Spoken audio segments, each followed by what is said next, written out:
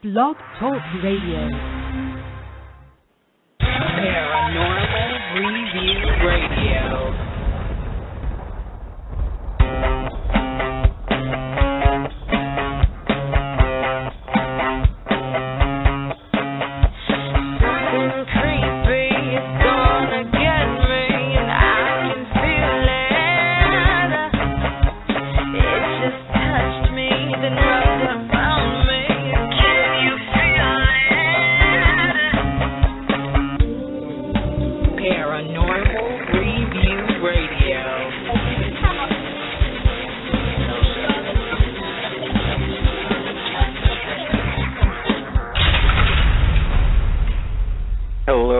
And welcome to Paranormal Review Radio. Yes, you heard right. We are the show that reviews every paranormal topic you've been wanting to discuss but never been able to find an outlet for. Your Friday nights won't be the same anymore. So are you ready for the paranormal? I'm Anthony Gotti, broadcasting from New York. And I'm Lucy Liebfried, broadcasting from Chicago. Hi, everyone, and welcome to another Paranormal Friday night. As always, our phone lines are open, so give us a call. The number to call in is 661-244-9831. Now, if you wish to talk to us, press 1 after calling the number. And if you wish just to listen to the show on your phone, press 2. We have the chat room up and running, so feel free to ask us a question or stir up a debate in the room. We are here for the next 2 hours, so settle in and be prepared to get deeper into the paranormal than you ever have before. Anthony, let's start tonight's show. You know, if there's one show to listen to, well, it's every show, but if there's one show to listen to, it's tonight's show. We already know that all of you out there listening tonight are going to be vocal, and we hope you are vocal. And that's going to be a good thing. We may stir up some hate, some sort of disbelief, or maybe even some laughs. Lucy and I also realized that tonight we may just piss some people off, but that's okay. The whole idea of radio is to get people communicating about certain topics, whether you believe them to be true or not.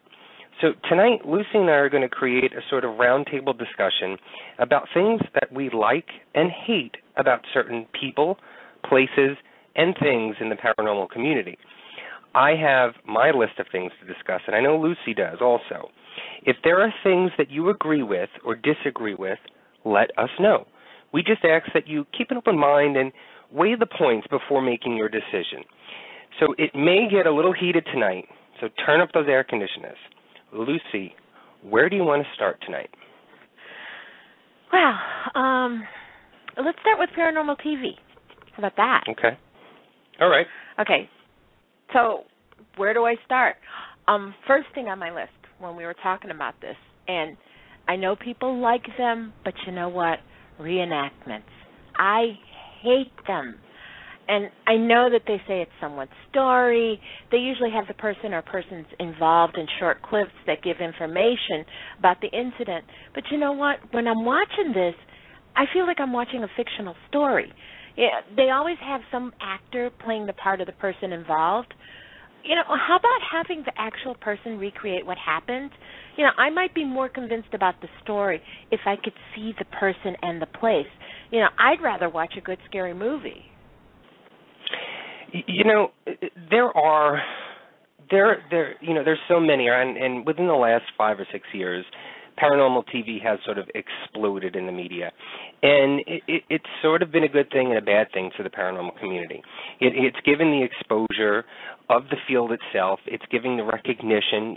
20, 25 years ago, I think people would look at you cross-eyed if you said that you were a paranormal investigator or that you were interested in the paranormal. And so I really want to applaud the efforts of people putting on the television and the radio shows and just putting the know out there so that people get more involved. But then you've got some of these shows that just are completely over-dramatized. And like you were saying, those reenactments, they're great for documenting the story. But I think for television, for me, and I know for you, Lucy, you just mentioned it, it doesn't really engage you. And I don't know if people out there, right? I don't know if people out there like that. Some people do, and that's fine. That's their prerogative. That's their opinion. But I agree with you, Lucy. The reenactments, I get sort of lost in it, and sometimes those reenactments are so fake. It's almost like watching a bad porno film. The acting and the reenactment of everything and the movements, it blows my mind. But the reason why, I wanted to share this with everyone, the reason why, and I think I've done this already before, the reason why that I sort of got into paranormal investigating was learning the history of the locations. And that's one of the good things that I like about some of these paranormal TV shows, that they give history. Now, there has been much debate on whether or not the history that's presented on television shows, on paranormal television shows, are really true or made up. I'm not going to debate that tonight, and I don't think you are either, unless you do, Lucy. Do you want to debate that or not? No. Okay. So, regardless of that fact, I still love the way that they put out the history and the research that they do. And you know what? As a paranormal investigator, it's up to us to actually do the proper research and find out whether or not the show is even true. And finding out on our own, I think that's the best adventure of all, is learning it on our own and not just sitting there and being spoon-fed all this stuff. But in addition to that, I want to go on the flip side, and a lot of these paranormal TV shows have, to me, too much drama. Now, I love ghost adventures. I like Ghost Hunters. I've sort of phased out of Paranormal State. I'm getting heavily into the Dead Files, right, Lucy? That's our favorite show lately. I just love that concept of the Dead Files itself, and Amy is awesome on that show, completely awesome. I've been so amazed by her. I've never seen anyone like her and her abilities. But to me, there's so much drama, and there's this quote-unquote acting that they do not leave time for the actual investigation. Right, Lucy? You know what? And don't get me wrong, I love Ghost Adventures. I wouldn't be a paranormal investigator if it wasn't for them. But you know what? There's a couple episodes that I just really, the reenactments of, when they went to, when they were redoing Tombstone was cool. But then it got a little bit too hokey. And then it was like, you know what I really love about that show is the history, like you were talking about. And you know what? I don't think anybody should really take everything as gospel. It should be a starting point, and it should point you towards what you really need to look for. If you see something on a show, honestly, for me, if I see something, I'm going to want to go and investigate more of the history and go back to it. But like you're saying with the reenactments, it's just, that's not what I'm watching it for. I'm watching it for the investigation. I'm watching it for the location. How many out there listening right now and in chat have watched Paranormal Challenge with Zach Bagans as the host, who's from Ghost Adventures, and good old Uncle Dave Schrader as one of the head judges? It was on, I think, Lucy, what was it, one season or two seasons? Did it actually go to a second season? You know what? I don't even remember. First season. I don't remember if it was two seasons. I really did. Now, I really did. Go ahead. I'm sorry, Lucy. No. I mean, it's just, I phased out on it because it's a competition. And you know what? That's not what paranormal investigation is about. It's not a game show. It's not a competition. One team's not really better than another. Every team's got their own strengths, their own differences. I mean, why do we have to have competition anyway? And then part of it was that's not what this field is. And then if you're going to have a competition, be fair. Give everyone a chance to enter. It just felt, I don't know, to me, I just totally phased out. Yeah, we had some sort of, if you want to call it, inside information on how they gathered their teams for the show, and it was very selective. They said it was an open call, but they really went out and scouted the best. And basically what they did it for, and, it's the obvious reason why all television is like this, is the Hollywood hype and the sort of encouragement for viewership for these shows. And they're going to pick, some controversial, some all-girl investigative group, some big macho man group, and then they've got the sort of the names that are known within the YouTube world and within the paranormal investigating world. And so that's how they sort of selected the group. And Lucy and I sort of found that inside. I'm not going to reveal how, but we found out that was one of the reasons, or one of the ways that they picked their groups. They were very, very selective. But I agree with you, Lucy. It's not, paranormal investigating is not a competition, and it shouldn't be. It sort of puts a bad taste in everyone's mouth when it comes to it. And, in this paranormal world that we are working in and living in right now, there is too much hatred being thrown around. People are slinging their poop at each other constantly. And with this Paranormal Challenge show, it only encourages that even more. I praise the idea that, they want to put out I can't even think of the word. They want to put out there how investigating is and how it's different amongst groups. I get that. I get that concept, but to put it in a challenge aspect and to have people compete against each other, and then, they really didn't win anything. They only won bragging rights. I don't think there was any money involved at all. And so what did you gain from it other than being on television? You can do that. You can do actually so much more on YouTube and on Facebook, actually, than being on that show. So I don't mean to down it. I don't mean to put it down. I know there are some people out there that do like the show, and again, that's your opinion. That's your prerogative. You are well in your right to disagree or agree with any of our opinions tonight. But this is just some of our pet peeves and some of the ways that we think that the paranormal world is being sort of forecasted. What else do you have on the list, Lucy, for paranormal TV shows?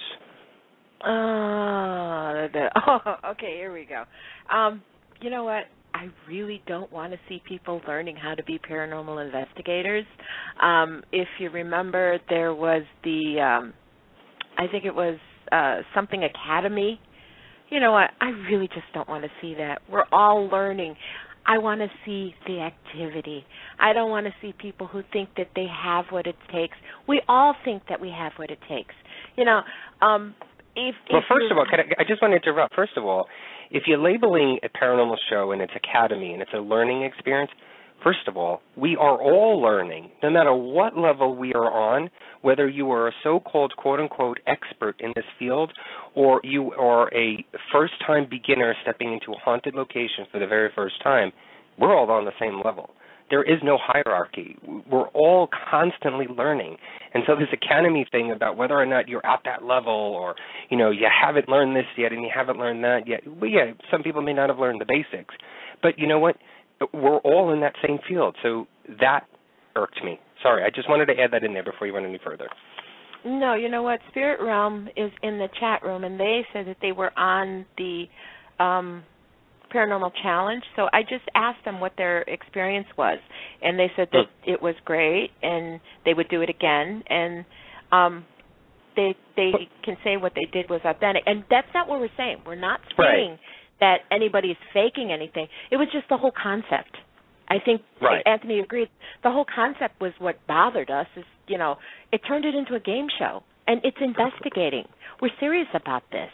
And some people think it's right. Some people think it's fun, and that's great, and you get the exposure, you get to, be alongside Zach and have Dave and guest judges be there to judge how well you're doing and give you feedback. And I encourage that. That's all great. But I think just like what Lucy was saying, the concept of the show when you're pitting one group against another and it's being viewed out there, and then you've got the viewers who are sitting, on their couch in their living room watching this, are going to comment either bad or good or in between about both groups. I don't think we need to add any more of that to this. Why don't they have a show basically bringing on a group, no competition at all, and Lucy, you were just mentioning this earlier, and having them come on and investigate a location and then see what they find afterwards. And then next week maybe it's a different group. Why don't we have a show like that? Why do we need to compete and have two groups competing each week to see who's the better group? Who's the one that got the better evidence? Well, you know what? You may be in a location at one point, in 1 minute nothing happens, and the next minute something does, and now that other group is there at that next minute. Lucky for them, but that doesn't mean that they're a great group or a great investigative group. It's just, Go ahead, Lucy. No, I agree totally. I mean, just because a group goes to a location and they don't get any evidence doesn't mean that they're a bad group. It just happens to be an off night. And I don't know, we've talked about this on other shows. Not every location is going to be popping every single night. Yeah, sure, there's some locations that no matter where you go in, you know you're going to get something. I mean, we've been lucky enough to go to places where, we get stuff.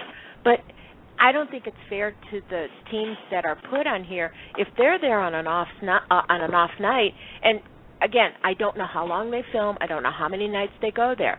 But I do know that if someone doesn't get any evidence, it doesn't make them a bad team. It really doesn't. Right. I'm going to move on to Paranormal State. I just want to talk about that for a little bit. And Ghost Hunters and Paranormal State were sort of my first two television shows that I watched, and I kind of liked Paranormal State a little bit more because, again, they went into a lot more of the history, the research. They had a research team. They were a younger crowd or younger group, and I was just, sort of interested. I liked the way Ryan hosted it and talked to folks. But after a while, I started to realize that 75% of their airtime was talking. That's all that they did was talk and, one-on-one interviews and research and everything else. And they left maybe about 10 minutes of the show to actually doing investigations. And a lot of times it was very abrupt. They quickly, had maybe 5 minutes of what they called dead time and did a little bit of investigation, heard a little noise, and then that was it. You'd see the moon go up or moon go down, sun come up, and then they talk about it in the morning. And then a lot of times I notice that there's always some sort of secret that's involved. Someone's always keeping a secret or is not telling the whole truth. I can say without a doubt that at least 75% or even more than that, 80% of those shows, of Paranormal State episodes, somebody in the family was not telling the whole truth until it was revealed after the first dead night investigation or whatever. It became sort of comical and laughable. I don't know how you feel about Paranormal State, Lucy. I liked it in the beginning, but like you said, there was a lot of talk, and I wanted to see more of the investigation, and I also wanted to see more of the follow-through. I mean, they did such a good job of, setting it up and getting you into what was happening there, and then you get your dead time, and then you get just a brief thing at the end. I honestly would have liked to seen like maybe one show with the beginning and then another show with the follow-up. Right. And again, too, I mean, maybe whatever happened, the activity never happens again. That's fine. But some of those stories, I just had the feeling, okay, there's got to be more to it. It was almost like it left you wanting more. Right. It sort of left you empty-handed, and it's sort of like somebody taking your dinner plate away when you're only halfway done. I don't know, and I'm not even sure that they're even doing any more new shows. I've sort of lost touch with Paranormal State, and the concept was good. I liked certain aspects of it, but I think again it sort of just left you up in the air. And there's always something. And you know what? I don't want this to be a bitch session. I don't want people to think that all we're doing is complaining. We're just giving opinions out there. And we're actually naming television shows. We're naming people tonight. We're going to go that way. And if you notice, if you've gone on other Blog Talk radio shows or other radio shows on the Internet, they don't do that. I don't know what they're afraid of, but they're not revealing names or places or locations whenever they're talking about or commenting or criticizing. They're sort of two-faced in that matter. We're not.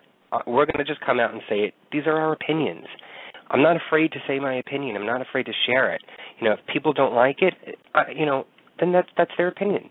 They don't like it. That's fine. They can debate me on it. They can discuss it. They can send us an email. They can do whatever they want. I'm up for that. I'm up for discussion. Prove me wrong. Tell me that that's not right, or you're a little over the edge on that. Tell me. Let me know. But we're giving our opinions on things. We've got a call-in number. I mean, if you've got an opinion, give us a call. 661-244-9831. I want to mention an old show, okay? And it's probably one of the first ones that I think I ever really looked at, and it was the world's scariest places on Earth. Mm-hmm. And the concept was so cool. I mean, back then it was like, oh, this is awesome. But you know what? They spent so much time setting up how scary it was. You never really got to see the location. And there were cameras all over the place. I mean, it just ended up seeming like it was so staged. And I was like, it was the first chance I got to see some of these places. And I thought it was an awesome show. But, again, I wanted to see more of what was going on. Yeah, it's all about, again, hyping it up to make it creepy, to engage you. And I think it's more so for the folks who are not into the paranormal. They're trying to sort of appease them and grab their attention. And a lot of times it was sort of hyped up mostly during September, October, during, the Halloween time. Mm-hmm. But, they'll do anything to make anything a little bit more creepy, or either it's the way that they create the fuzziness and the black and white video effects and all that other stuff, or if it's even currently right now, which I cannot stand this, is the creepy, cheesy music that they play. While they're on an investigation and they're going through rooms, certain shows have this stupid music in the background. I don't want to hear the music. I want to hear, I'd rather hear the foot creaking on the floor, or, them stepping on a bug or something like, that's what I want to hear. I want to hear the music. And a lot of times what they'll do is they'll just hype up the EVP or whatever that they've captured. I want to hear it on my own. We don't need the music. In my opinion, I don't think we need the music. I think it's more real and it's more engaging if it's quiet. Back in the early 1900s, if you check the movies that were out then in the 20s and 30s and the 40s, and I'm not a big fan of old time movies, but a lot of the scary movies back then never had music at all, really. It was always that silence, is that awkward silence. Even in the 70s, the 70s had some really good scary movies that were quiet, that didn't have that music, and it actually engaged you even more because you were searching for sound. You were, and then as soon as the moment came or a door slammed or whatever, you were scared. I think that sort of applies to this. If we're watching paranormal investigative shows and we don't hear anything, and all of a sudden something happens, what was that? Was that a door? Was that a voice? The best part about that without music is if you're watching it and you're in your own home and all of a sudden you hear something in back of you, it makes it even better. Right. It just does. I don't know. Okay, so can I just mention one thing that really irritates the heck out of me? And again, this is my own opinion. I'm not downing one over the other. But I totally cannot stand watching a cameraman follow investigators around. And I think everybody knows what show I'm talking about. I love seeing investigations. But you know what? The concept that Ghost Hunters had, I'm sorry, I just don't want to see a cameraman following everybody around. That's where, like the things like Ghost Adventures, and I hate to bring it up again, but you know what? I totally do love the show, and I give them credit. It's the three of them. It's just them. It's nobody else. And, Anthony, we've been on investigations with them. I have to say, to me, it's for real. There's really no, and I know people think that some of it is faked and stuff. I don't think so. Although I just heard, Lucy, I didn't mention this to you, but I actually just heard an interview on one of the radio shows online. It was an old radio episode. I think it was in November on Blog Talk Radio, and it was with Brian Loeffler, and he's supposedly this big paranormal investigator, and he mentioned that he has, I guess he's good friends with Nick from Ghost Adventures, or I'm not sure, maybe the whole crew, but he mentioned that that it's not just the three of them in the location, that there are others either there in the location, and of course they have the producers and the crew, the television crew outside. So they're totally really not alone. I'm not sure whether or not that's true or not. That's just him talking, but that's what this guy Brian Loeffler had mentioned on the interview that I had heard. See, I like I said, I'm just going by what I see. But you know what, both shows do have their strong points, and I do enjoy both of them. But if you ask me which one I prefer, I'd rather watch Ghost Adventures. Lucy, when we first became friends, we actually, because you live in Chicago and I live in New York, we did a lot of communication over the internet and Skyping and everything. And in the very beginning, remember when we used to watch all those live investigations online? I think they're the best. I really do. They may have some, I guess the satellite function or whatever. There's always a technical problem or some sort of glitch that would always go on. It would be sort of comical after a while.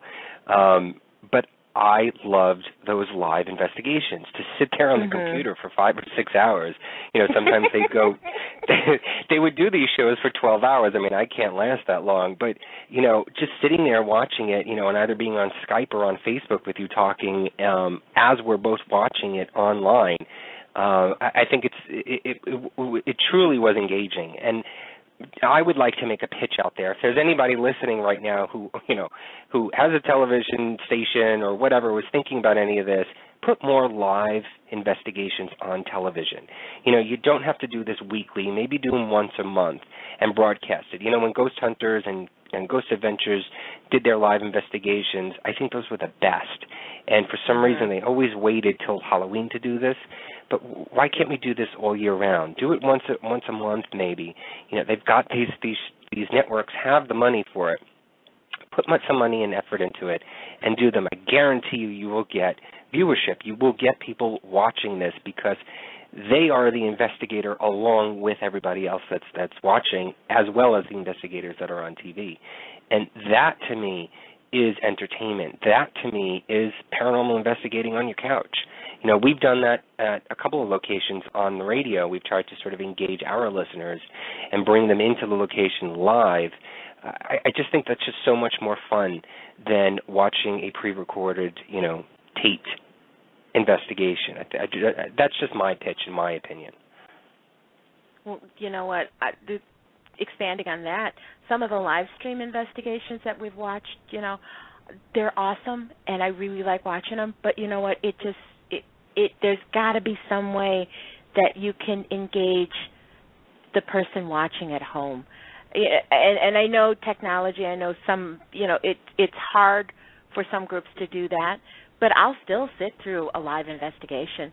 I'll still, we still do it. But the thing is that sometimes it's hard to, if you see something, you've got a chat room, and it's just, I guess maybe what it is that you kind of wish you were there. Right. What's the name of I can't remember. If it's sci-fi-live.tv, was it Justin.tv or Justin TV, something like that. Something like that. They do a lot of live investigations online, and I think they're great. I think, they may not be the best group in some people's eyes, or quote unquote, the best in the field. But just because it's live, they know what they're doing. They engage. I'm amazed at that factor, and I love that. Because I will sit at that computer for 5 hours. If you can get me to sit at my computer for 5 hours after working 9-10 hours a day, I think you're doing something. I think you've got a winning thing right there. So That's my opinion. And right now, my favorite shows are Ghost Adventures and The Dead Files. Like I said before, I think Amy and Steve are amazing on that show.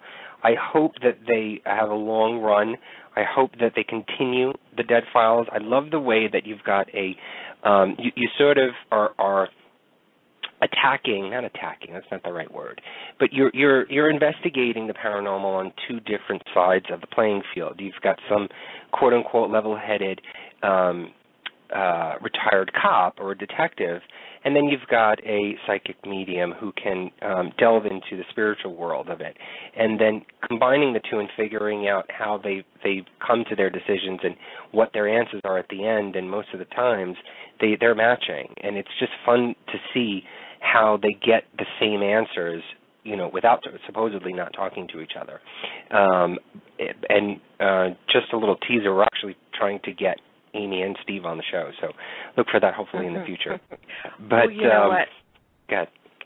Let me just add my opinion to there. You know what makes it work for me is the fact the concept. I love it. It's a different take on investigating, and then it also helps that you have probably one of the best mediums I've ever seen on the show, and I think that says a lot for it. I mean, Steve is awesome. I mean, he's very thorough. I mean, just his demeanor, everything. He's so cool. But Amy, she is actually a really good medium, if not the best one I've ever seen.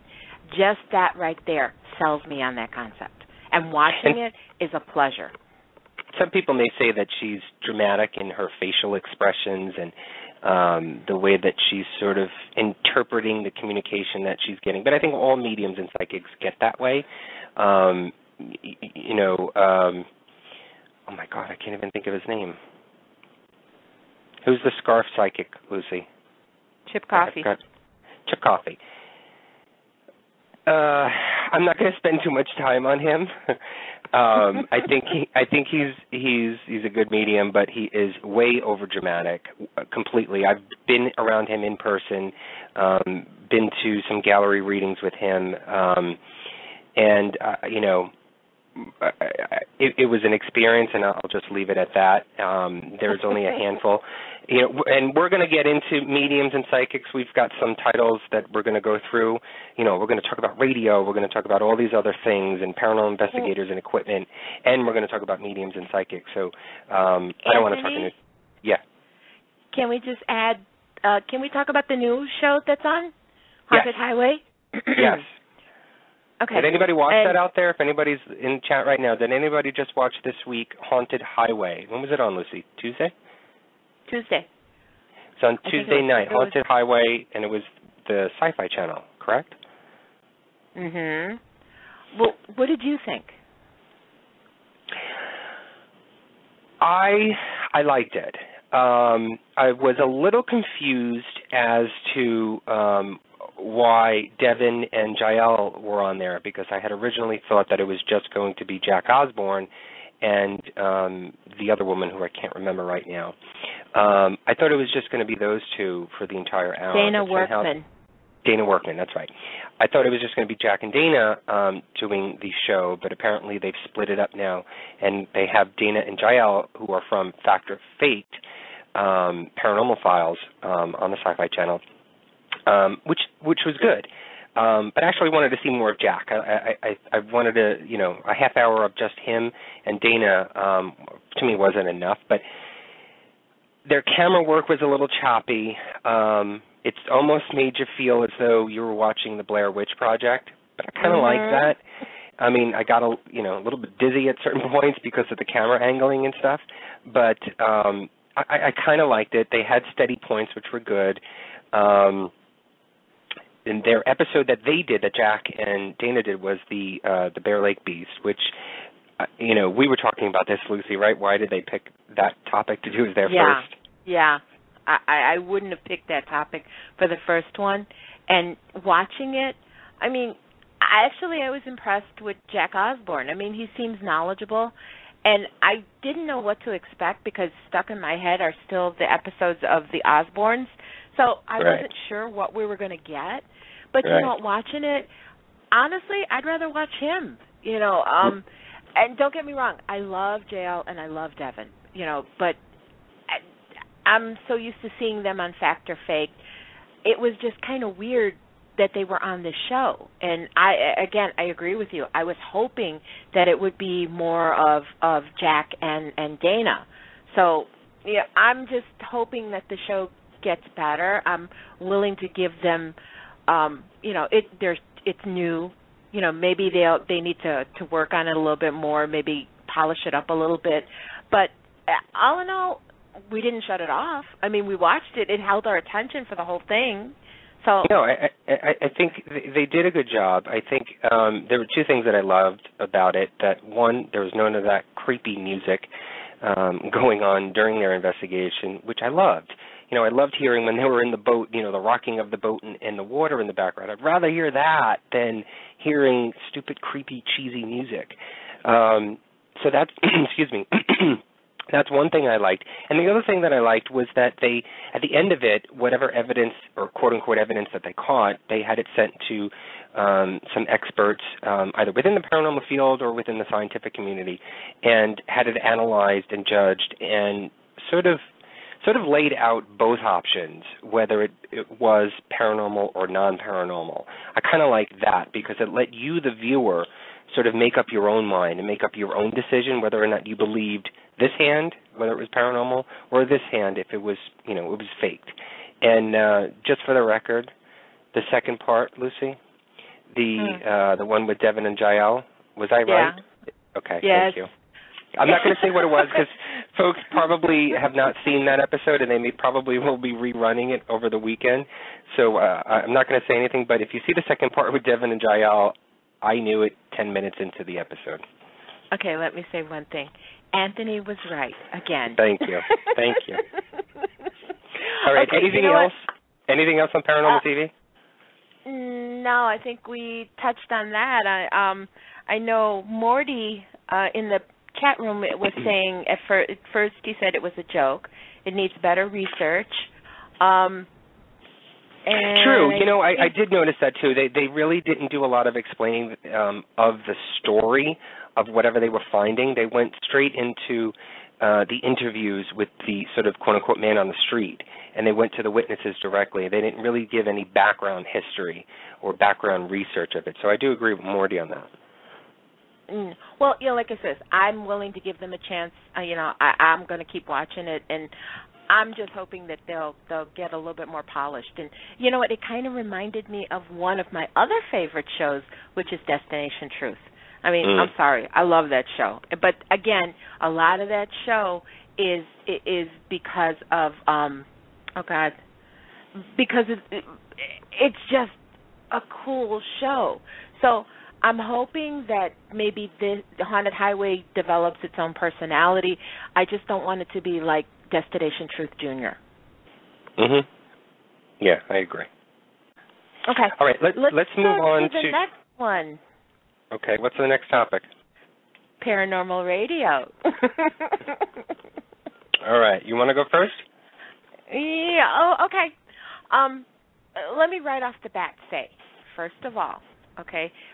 Again, these are our opinions. It has nothing to do with any particular thinking anybody's better than each other. I mean, granted, we do this show. We're doing Paranormal Radio, but you know what?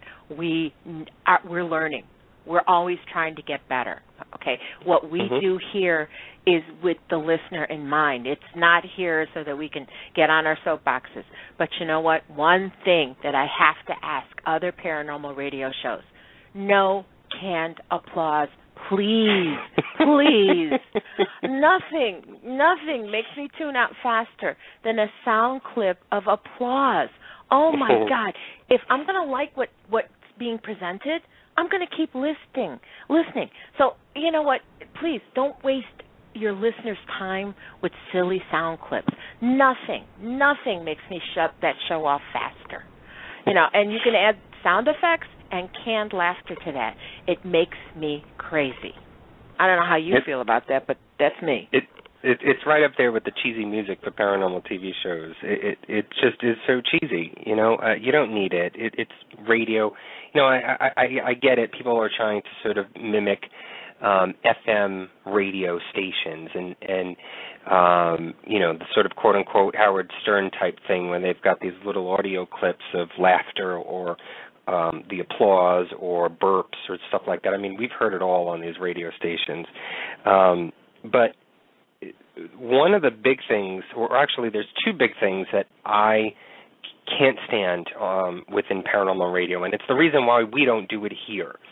So the two things. One, yes, we have an intro music to our show.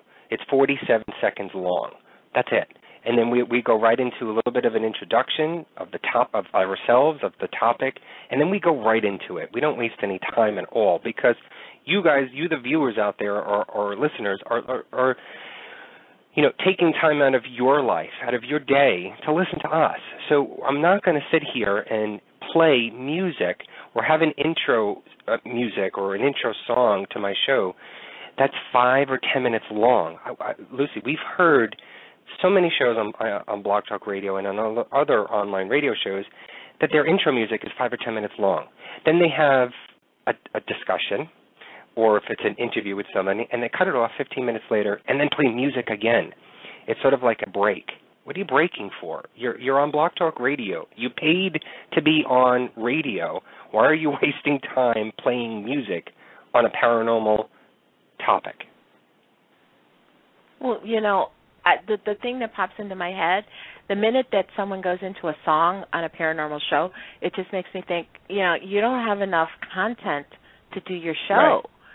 And it's just, I don't know. It's paranormal radio. They're trying to fill the air in with things, or they're trying to, what I'm figuring is when they go to that musical break or whatever it is, they're trying to figure out and sort out the remainder of the show. And that's fine, that's great. But to me, in Lucy and I do this every week. We work our butts off to make sure that we bring you content. We bring you stuff that you want to hear. A lot of the show topics we gather from our listeners. We hear what you guys are saying, and then we say, you know what? A lot of people are talking about that topic. Why don't we do that next week? A lot of times, how many times we say we change the schedule just because of what's going on or what people are talking about. And so we'll do that. And then from the weekend all the way up until Thursday, the day before our show, we work our butts off to get the research done, to rehearse, to go through a lot of these things so that there is no break, so that we don't stop. We keep the momentum going. We keep you interested in it. And if you tune out, then you tune out. That's your deal. That's fine. You don't have to stay. We don't ask that you stay for the whole entire time. We'd love it, but we don't, we know that people have lives of their own, and so we want to make sure that we get the content out there. And so we don't do that music. We don't do any of that wasted time and effort. And if you want to play music, have a music radio show, not paranormal. Well, okay. So speaking of content, you talked about the research. If there's a show with a guest that you want to hear, it just bugs me when people ask silly questions. If someone's listening, they probably already know the basics about the guests. So I want to hear questions that I have never heard them answer before. Double checking the facts. It's embarrassing to hear a host be corrected by the guest. You invite them on the show, at least have the courtesy to do some research before you talk to them. I mean, how many times, and honestly, off the top of my head, I can't really think of an instance, but it happens where, someone is just basically asking the same questions over and over. And if you listen to another show where this guest has been on, they've answered the same questions. And I know for us, one thing that we'll do is we'll listen to other shows where this person's been on. Okay, they've already asked that. What haven't they asked? I'm sure our listeners, you guys are just like us. No one's better than anybody. We're all the same. So I'm assuming that the questions that I have in my head are the questions you have. So I want to ask what I haven't heard. Right. Do you agree? I agree. We'll get the basics, how did you start, how did you do this? It's sort of like the natural, instinctive introduction that you normally do on an interview. We're not professionals in this business. We're learning, like Lucy just said. But we do want to get that information out there for the people who completely don't know who that guest is or what they're all about or what book or TV show that they've done or whatever it is. So we'll get that in there. But like Lucy said, we do a lot of the research, and we'll listen to any of the other shows, either on YouTube, on radio, on television, where they've given interviews, and we'll get an idea of either the host missed something. They could have asked this or gone a little bit further on that topic with that person. So we'll come back. Lucy and I will gather our notes, and we'll figure out how much farther can we go with that, or what else have they not discussed. We don't hear that on other radio shows. There's only a few that do that, but most of the shows out there are just regurgitating everything else that everyone else is doing. And again, I go back to it. For Blog Talk Radio, we pay to do this radio show. You know, it costs us money to put the show on the air. It's not free. We can easily go to some other place and do this for free, but if you're going to pay to be on radio to do this, you're coughing up your own hard-earned money, do something inventive. You know, go that extra mile, go to that next level, and figure out what else can be done so that you can try and wow your audience or gather more viewers and listeners to your show. You know, that's what you're doing it for. You're doing it to reach out to people. Some people don't care. Some people will pay for it, and you know, they just love to talk, and that's all that they care about. They don't even care if there's anybody listening or whatever. And so that's great. That's their deal. But to me, that's not radio. And if you're gonna put on a radio show, then do your due diligence and go out there, do your research. Make sure you know what you're talking about, and maybe go that extra mile just to, you know, put that extra effort into an interview for your listeners. Kiku in the chat room wants to know how much you're paying for this show. Oh, God. How much am I paying for this show? I think it is, I'll be honest, I think it is $39 a month, if I'm correct. I think it is. It's automatically taken off of my credit card every month, so it's not like I get a bill or anything like that. So, and there's different levels too, right? Yeah, right. There's different levels. You know, it all amounts to bandwidth and how many people, how much more promotion Blog Talk Radio can do, and all this other stuff. They've got a $99 a month. They've got a $2,000 a year deal. But you know, we're not into that realm. This is coming out of our pocket, so. You know, we wanted to put it out there and see how well it worked. We love what we're doing, and it seems as though our listeners love it too. And so we're just going to continue it and see where it takes us. But I want to get into a couple of more things about radio. One big thing, and the second big thing, is something that Lucy and I are going to sort of tag team on, because this is one huge thing that we've noticed is becoming a trend on radio stations. But Lucy, I'm going to just mention this.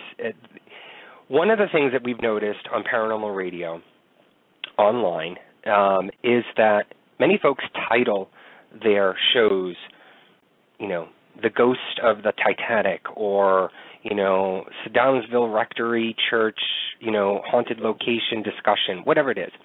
And then when they get on the air, they maybe talk about 10 minutes, and then the rest is they go on tangents, and they talk about their group, or they talk about this, or the weather, or, you know, anything else but the topic. And I don't know if anybody else has noticed that or realized that on a lot of these shows, but a lot of them do that. They don't stick to the topic at hand. If you're going to call your show, you know, Paranormal Investigating at Waverly Hills, then your hour-long show or your 2-hour-long show should be about your investigation at Waverly Hills, or about Waverly Hills itself, or the history, anything that you can think of. Don't start talking about wasted efforts on, you know, a piece of equipment that you've used, and talk about for the next 25 minutes on how you bought it and how you got it and how well it works and this and that. You can spend a minute or two on it, but please move on. Get on to the topic that you're there for. Again, I'm listening to these shows just as you guys are listening right now to us. And I'm not going to sit through an episode where people are talking about things other than the topic. I'm going to flip it off. And so I make the effort, and Lucy makes the effort, so that we make sure that we stick to the topic. We're still talking right now about, our rants, reviews, and revelations. So we're sticking to the topic. The next one, Lucy, do you want to introduce the next pet peeve about radio? Yeah, let the guests talk. I've heard some shows where the host has done more talking than the guest. You know what? What we try to do and what I think should happen, I think the host is there to facilitate the interview and not to dominate it. I want to hear the guest. When you're interviewing somebody, I would just love to hear what the guest has to say. I don't know, Anthony, we've heard it, and it just doesn't, you've got the person has their show on every single week. We can hear you, and we probably listen because we really enjoy hearing the host. But you know what? When there's a guest on there that I really want to hear, I want to hear the guest talk. A lot of times when they do that, the hosts do sort of dominate it. They want to try and relate to the guest. They want to relate to the person that they're interviewing. And again, I get that, but there's a finesse. There's a way to do it. There's a way to have that conversation and include yourself into the mix of whatever you're discussing at that point. But please don't sit there and now talk about how, oh, yes, I remember, actually in my group, we did this. And they'll talk for the next 15, 20 minutes about their own personal investigation that they've done, and they've left out the guest completely. And it's sort of the guest is now a listener.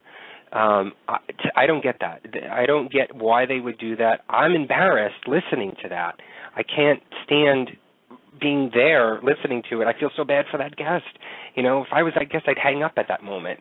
But I don't get why they do that. That they're trying so hard to include themselves into the mix with the guest that they lose their train of thought and they go off as though they're the only one in the room or that they're the only one on the air. So that's my take on it. But Lucy, the one that I actually want. What were you going to say? Well, what you just said about them being the only one on the air leads me to something else that I just thought about. How about when there's so many people on air that it's hard to figure out who's speaking? That there's, there's the host and there's callers and everybody is just,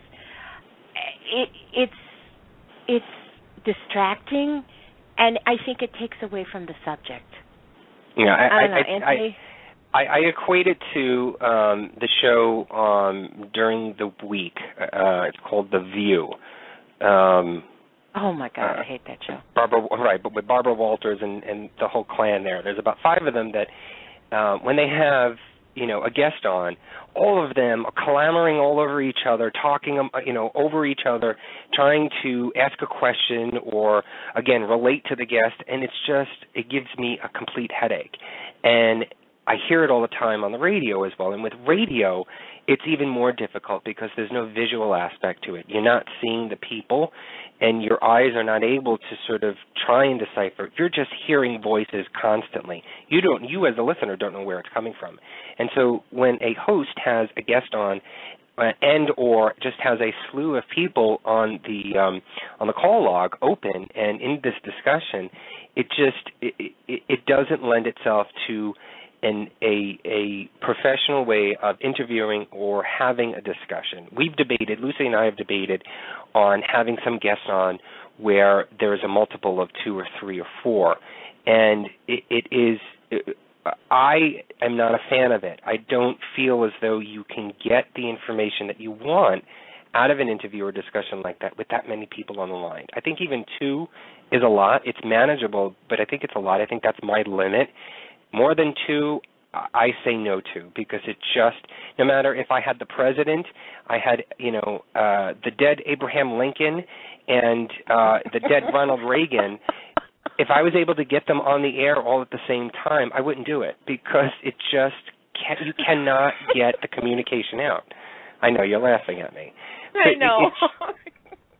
you cannot get a good conversation because somebody is going to sort of talk over the other one, just with us two on the air. Sometimes we talk over each other's words, and a lot of the times the listeners are not able to hear things, or we don't catch it ourselves. It's just very difficult, and so we've heard many shows that have 5 or 6 people on the line. It's just a mess. I think people really need to really look at what they're doing and how they're doing it, and just try and put on good radio at least. But Lucy, I want to get into this factor about the begging. Can we talk about that? Yes, let's talk about it. You know what? Hesitant. No, I'm not hesitant at all, because I've noticed it. You've noticed it. A lot of shows, and don't get me wrong, I understand. The person who's put this show on has made a decision to put the show on. Okay, That's wonderful. That's awesome. We all know things are tight. We all need help from time to time. But you know what? Please stop begging for donations to keep your show on the air, no matter what they call it. Some people call it love donations, support for the show, whatever. It's still begging. You know what? There's ways to do it. Have a fundraiser show. Approach potential sponsors. Reach out to your listeners through other means. But to do it on every single show, nothing makes me lose more respect for someone than when they're begging on air. Getting support to me takes some work. If you show your listeners that you're willing to work for their support, that's awesome. But don't sit there with your hands out. I mean, that really bugs the heck out of me. Anthony, I know it bugs you. Yeah, and Lucy, I'm going to go there, and I know you know who I'm talking about. I'm going to go there. Christine Matthews had a show on Blog Talk Radio. She was a psychic, medium, minister, everything in the world that you can think of. This woman was. And she had a show, and she would give readings. She would also have guests on and whatnot. But every single show, constantly, she was begging for these love donations. And she would put it in the chat. She would say it on the air.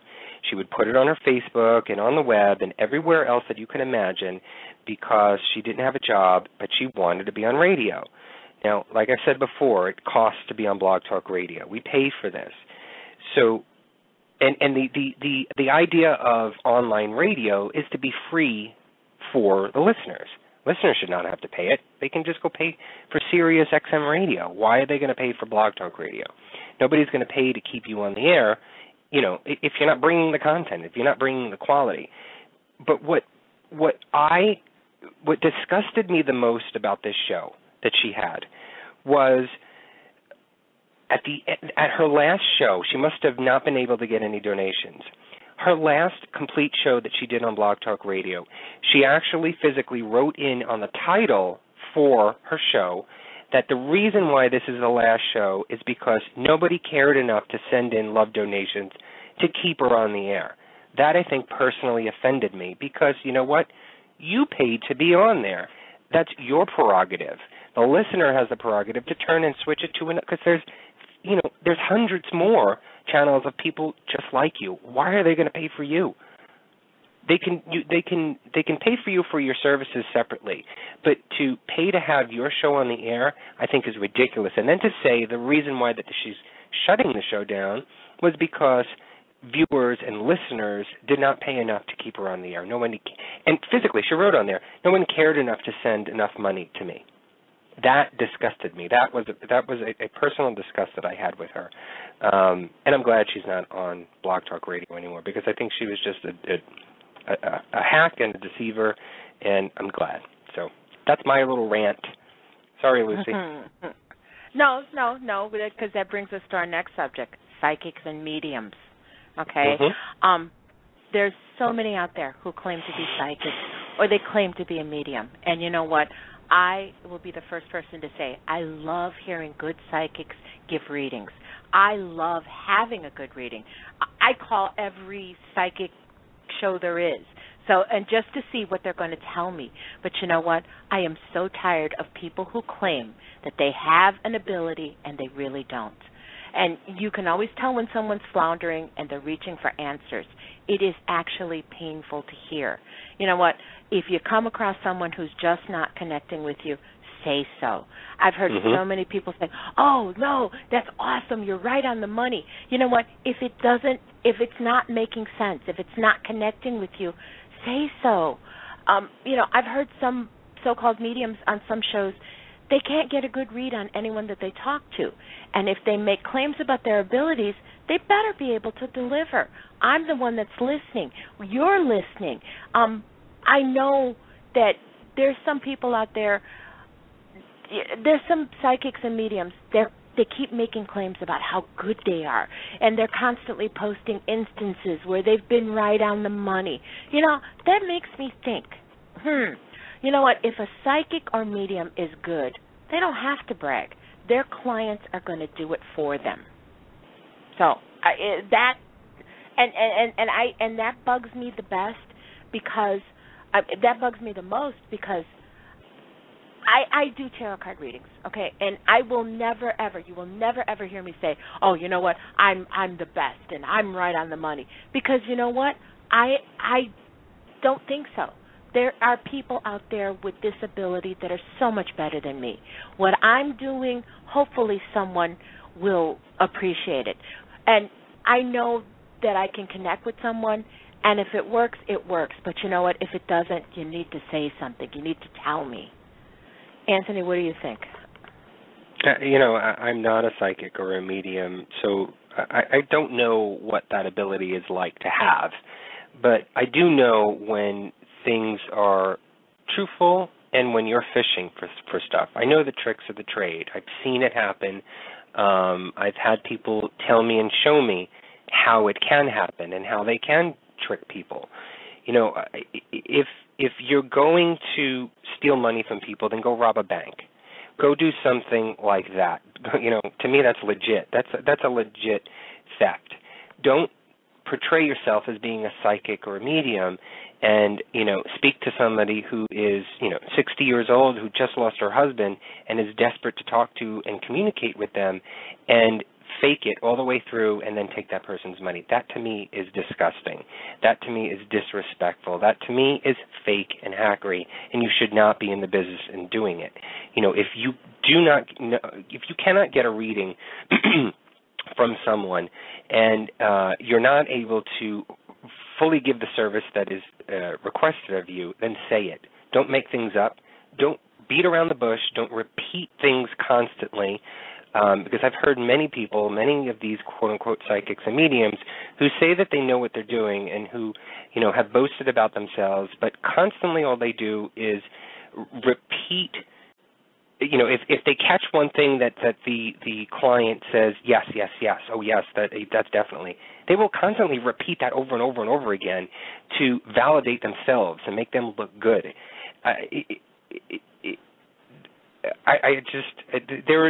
There's one other thing that I just wanted to say, and I wrote it down here.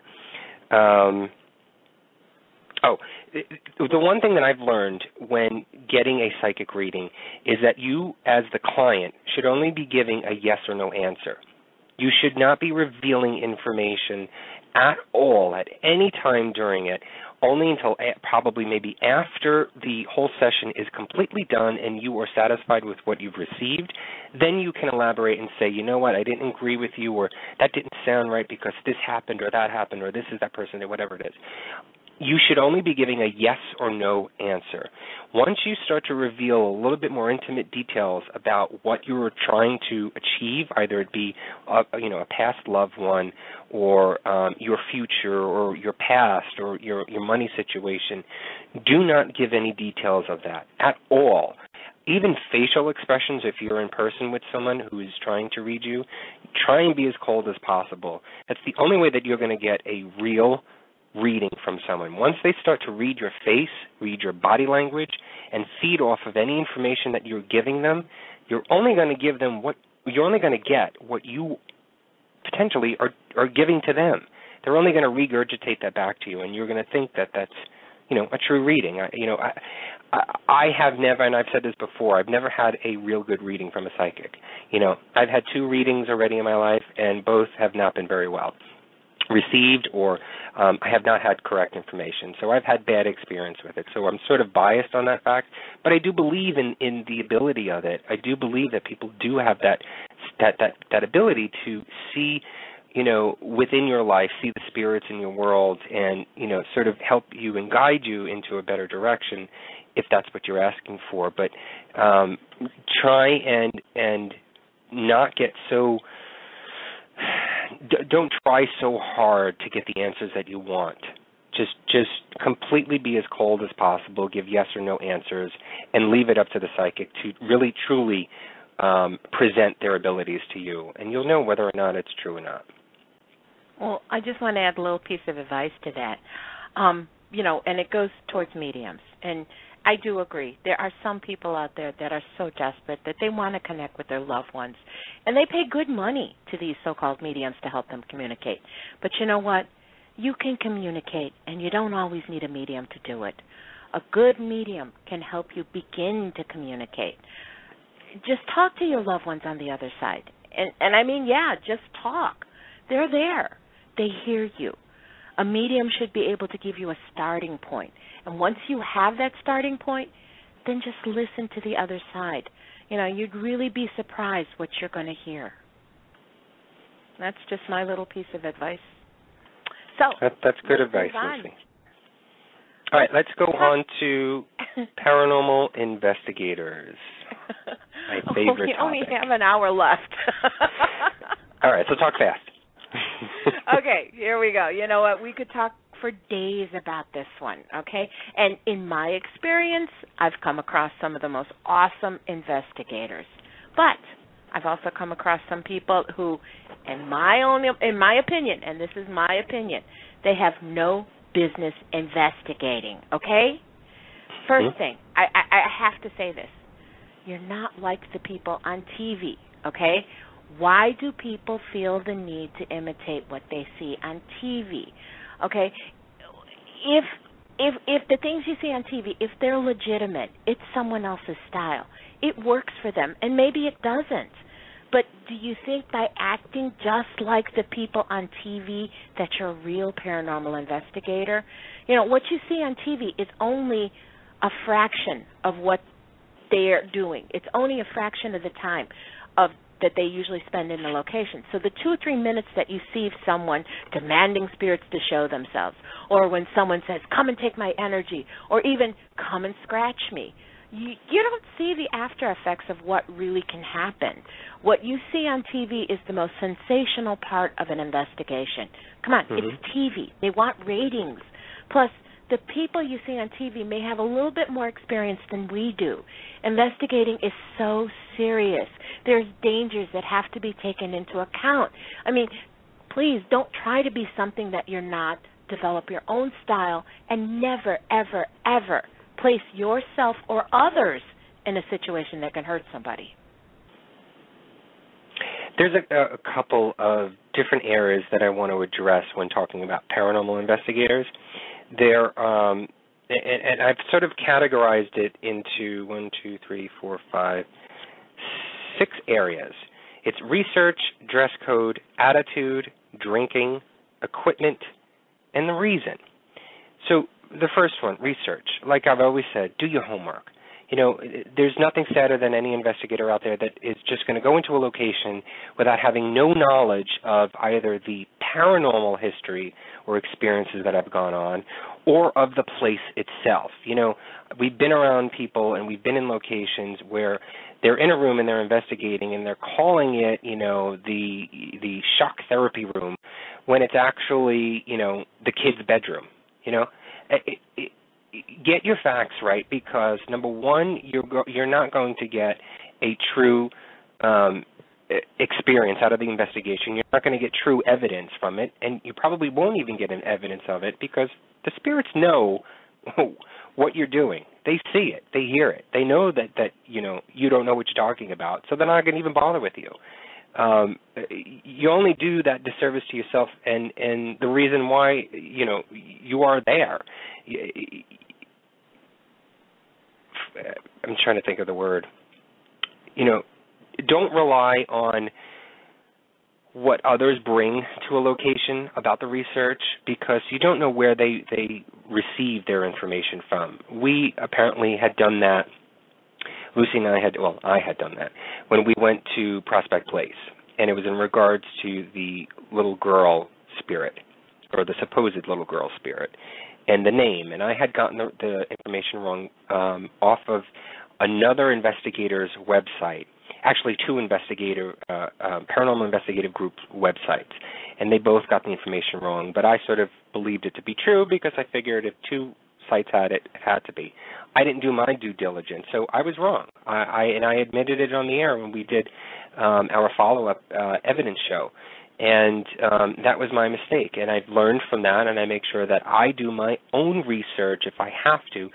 Go to downtown, go to libraries, go outside the internet, find out, go contact the town itself and find out the history of it, either the history of the place or any of the incidences or experiences that have gone on there. Find out for yourself. Do not rely on other people. The next one is dress code. Lucy loves this one. We have been on, believe it or not, Lucy just posted on the invitation for tonight about high heels. So I'm going to let Lucy explain this one. Okay.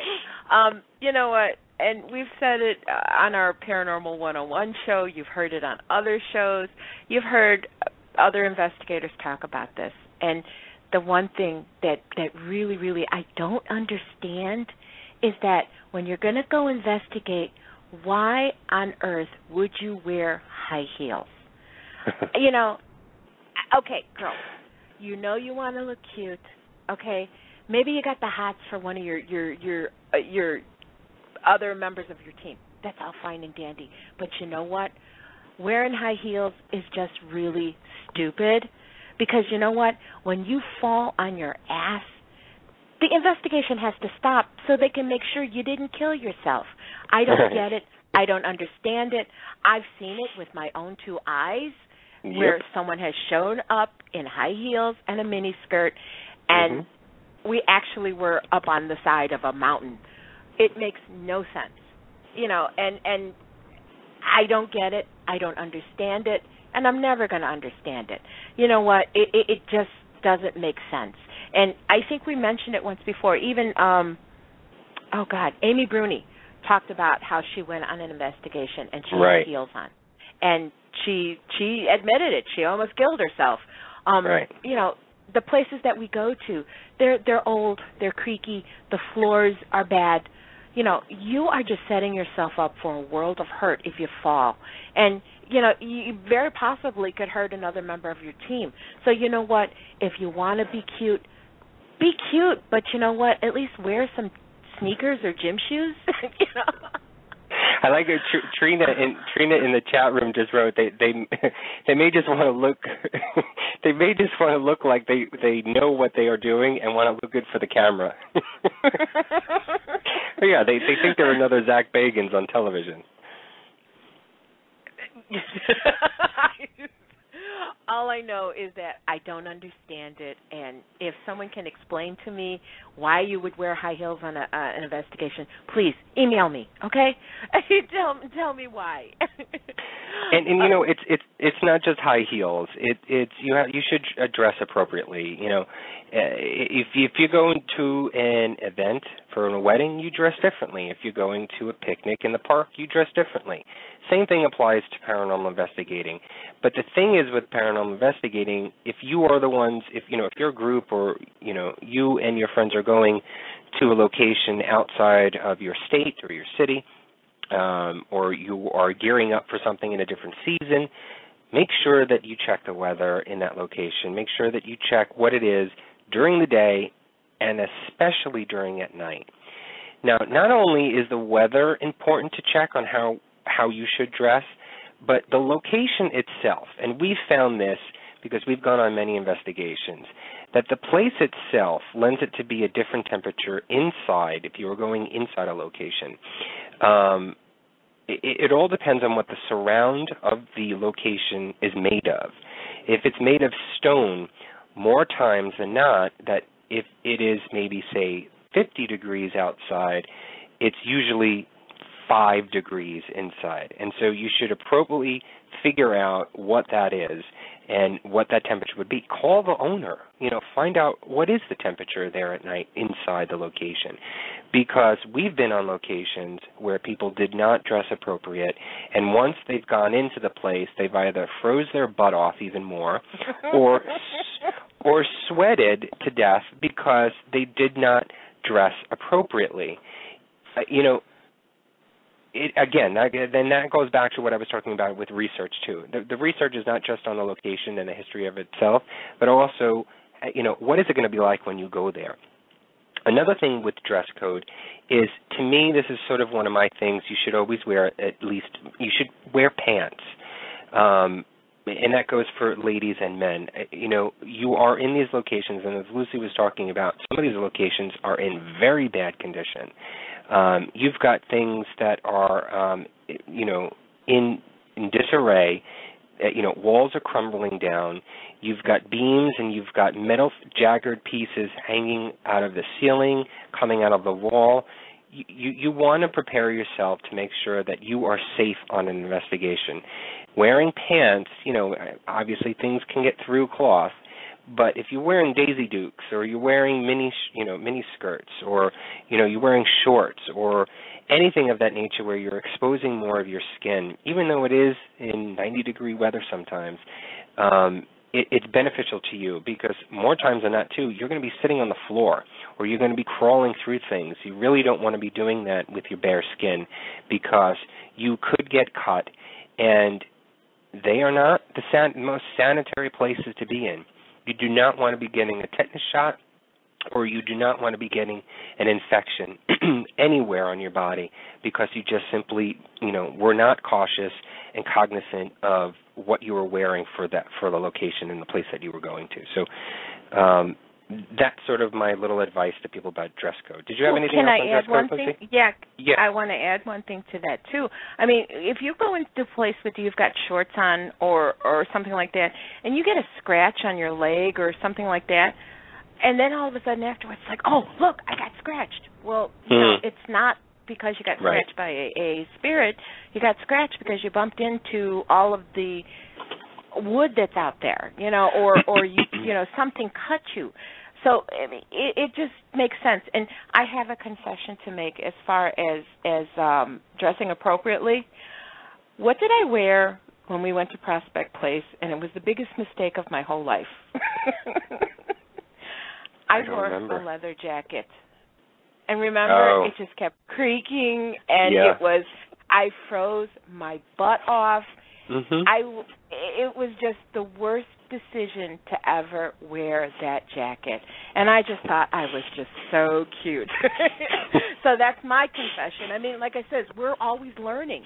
So that's one lesson I learned, and I will never, ever, ever wear a leather jacket on an investigation again, okay? I promise. All right. The next thing is on my list here is attitude with paranormal investigators. This is one of the biggest things, and again, Lucy and I have experienced this. Never go into an investigation if you're in a bad mood. Never start an argument before an investigation, and then, plan to continue an investigation after that because it will ruin everything. Don't go into an investigation if you are upset about anything, if you are, if you've been sort of disappointed in past investigations and you're going to this location and that's it. I am getting evidence.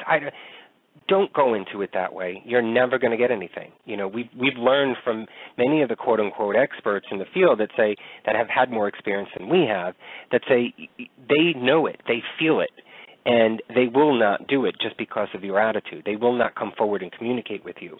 And, the folks that go out there and go in and provoke and say, come on, where the hell are you? Come and scratch me. I want to, I want it. It is, it will be disappointing to you even more because they will not feed into your demands. They will do it on their own time. Spirits do not work according to what you want them to do. You may think they do because they're responding to your actions or your words, but they're only responding because they want to. If they see that you are, if they see you're nasty, if they see that you're not in your right frame of mind, they're not going to respond to you, and they're just going to keep quiet. Can I add something? Mm-hmm. Cut the drama. Cut the drama. Let's just say it right now. You know what? If you've got a beef with someone else on your team, speak up. Don't wait till you're at the location, ready to go, and then all of a sudden you decide you're going to quit after this investigation, okay? It has happened to us. You know what? If you decide you want to leave a team, have enough balls to do it before you get to the location. And then another part on drama, stop talking about your other team members behind their back. Can you believe what so-and-so did to so-and-so? So-and-so is a liar. You know what? Air your differences with the person you have the problem with, not with everybody else. If you can't speak with someone openly, then maybe you shouldn't have been investigating with them to begin with. Right. Right. It's just that just kills me. And trust me, I've lived through this. It wasn't a pleasant experience for me. It wasn't a pleasant experience for the rest of the team. And I'm sure others will agree. I mean, it happens with every team. I think you've said it all, and I'm so proud of you. You said balls. All right, I tried not to giggle when I said it. All right, let's go on to drinking. I've been privy to this. I've been on an investigation at a location that was put on by an organization. It was actually with Troy Taylor, and it has nothing to do with Troy Taylor or his groups or his investigative outings or ghost investigations that he has. It was there were some people that actually attended it, and they were completely drunk. They ruined the entire night, and the group of men that were doing this were actually thrown out halfway through. But I spent good money going to that, traveling, spending it for the fees for the investigation, and then having half the night ruined because you've got drunk people who are yelling, who are laughing, who are just not being respectful and mindful of other people in the room or in the location. If you're going to drink, stay home. If you're going to drink, go to a bar. Do not go out investigating. This is not a hobby. This is not, a fun night out on the town with the guys or with the girls. This is something that people are truly interested in doing. And if you're going to end up going to a location drinking, then be prepared to be put on the spot, to be called out, to be thrown out, or even worse, to have something happen to you. And so that's my pet peeve. I cannot stand people who just disrespect. Either way, either it's drinking or not. If you're disrespecting other people, that's not cool. You have no business being you have no business being in the business. Well, Anthony, I don't know if you remember or not, but that also happened to us when we were at the Stanley, when we were in the Stephen King room.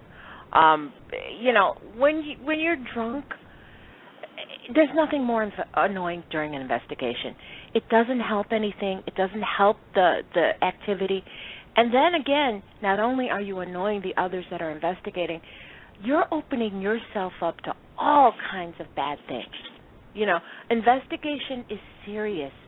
You really don't make a mockery of it, and don't put yourself in jeopardy. There are things out there that we don't know what's out there. I mean, that's why we're investigating, because we want to learn. But if you're not in total control of your own senses, you are setting yourself up for something that could happen to you that is really, really bad. All right, Lucy, let's move on to the last point that I just want to make on paranormal investigators is the equipment. And this is a big thing with Lucy and I. Learn your equipment. If you're going to buy, the best things in the world in as far as paranormal investigative equipment, learn how to use it. We've been around people, and we've gone on investigations, both Lucy and I, where certain people have bought equipment and did not even know how to put the batteries in it. They did not take the time to learn how to use it. And I say learn how to use it, not just simply reading the instructions and saying, okay, this is how you turn it on, you press this button, and you go. No. Learn how to use the equipment to its fullest, because what's the point of having it if you're not going to know how to truly use that piece of equipment? And the second thing that I would just want to add to that is learn how to use your equipment with the light out. Test the equipment during the day or during light or having light on. You can do this at home. See how it works. Find where the buttons are. Study the piece of equipment itself. Memorize where everything is on that, because most of the time when you're investigating, it is dark. And so you're going to have to funnel through in the dark to figure out either how to turn this thing on or switch to a different setting or whatever it may be. And you may not have the liberty of having a flashlight around. And so you want to be able to quickly go through it and switch it on, switch it to a different level, turn it to this setting, whatever it may be. Learn how to use it in the dark as well as in light. Did you want to add anything to that, Lucy? No, I think you said it all. I mean, it just doesn't make sense to stop an investigation to say, hey, how does this work?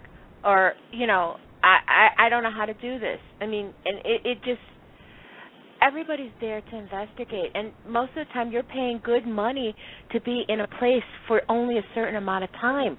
So you don't want to waste time trying to put together somebody's equipment that they really should have known, before they got there. Right. And can I add one last thing about paranormal investigators? Stop asking the spirits if they know Zach, okay? Oh, my God. Just stop already. Oh, my God. How many times have we gone on investigations where that's all that they say? It may have been the same location that they investigated in, but come on. I just had to say that. That leads me sort of to my last point on paranormal investigators. Is the reason, I understand that people like to ghost hunt or paranormal investigate, whatever you want to call it, for the excitement of it. I get it. But, you want to do it once or twice, and just to be able to say that you went on one and, and that was good. That's fine. But if you truly want to be an investigator, then put your heart and soul into it. Make sure that you do your due diligence. Make sure that you are properly prepared, that you've researched everything, that if you do purchase equipment, that you know how to use it, and that you are respectful to the location, to the owner, and to other people who may be with you during that investigation. That's all that we ask. That's all that is ever asked on an investigation. And if you truly want to become that investigator, then you should sort of stick to that sort of motto. That's all I have on that. Well, on the equipment, just one thing that I would like to mention, and I would like to ask the vendors who advertise equipment, it looks so cool, but you know what? Some of this stuff really does cost half your rent. And it would be so nice to find a vendor that could provide equipment at a reasonable cost. Not everybody has the money. It's an expensive hobby. It really is. And it's more than a hobby to some people. To some people, this is truly a labor of love. So, if there's vendors out there, and I would just wish that they would keep the price points a little bit more reasonable. All right, let's move on to demonologists and paranormal quote-unquote experts. Lucy, what do you have on this? No one is an expert. Someone may have more experience than others, and they can be very well respected, but no one should be selling certificates either to be a demonologist or an investigator. We're all learning every time we go out, and if someone claims to be an expert, please make sure you have the experience to back it up. And as far as demonologist goes, reading a book won't make you one. You need to stop. Demons are a whole separate thing to me, and it's probably one of the scarier aspects of of investigating. And, we've talked to Bishop Long, we've talked to other people, we've talked to people in the clergy. It's a serious thing. That's really all I can say about it, because it's true. I mean, I really feel more confident when I know someone is a member of the clergy, because I think that they have a better connection to what they're dealing with. Anthony, I kind of think you feel the same way. Yeah, I mean, in my opinion, demonology is more than just a paranormal case. It's on a whole different level, and it's on a whole different level than paranormal investigating itself. Personally, like you were saying, I really do think it should be left up to the clergy to perform. I don't think that anyone outside of the clergy, because there really isn't that marriage to the religion that is needed in exorcism and demonology. That's my personal opinion. I feel more comfortable when I know that there's a person of the clergy that is doing either the exorcism or is the demonologist in the room. I feel a little bit more comfortable if they are of the clergy and not just someone who has studied it for years and, may go out onto the field and do this. They may be good. They may have some successful outcomes, but to me, I'm more comfortable with someone from the clergy, and that may be different from other folks who are listening, but that's my take on that. There are two things that I think that I just wanted to add into this. As far as experts, like Lucy was saying, there are no experts in this field. We are all continually learning this field, and it is continually adjusting and changing as new things are found or discovered. But the two things that you can rely on, and I think, for folks who are out there who are in paranormal groups, I think if you are not any of these two people, I think you should turn around and really thank these people that are in your group. And the two people that I would treasure the most in a paranormal group are the tech experts and the researchers. I think those are the two most valuable people in a paranormal group. Those are the two most popular and powerful people that you can have in your group, because to have a tech person on hand to know, first of all, how your equipment works, to be that person to judge and make those decisions on when things go wrong and how to fix them right on the spot. I think it takes an expert within the mechanical and electronic field to understand how to do that. And maybe even some folks who are in groups who are able to manipulate some pieces of equipment to tweak it to use for the paranormal investigating. I think that's so great. That's so phenomenal, and that goes according to what you were saying, Lucy. A lot of these groups are coming out with their own pieces of equipment, and they're making it more affordable for us, other investigators, to purchase, and I think that's great. So tech experts I love, and I think you should really thank them if they're on your team.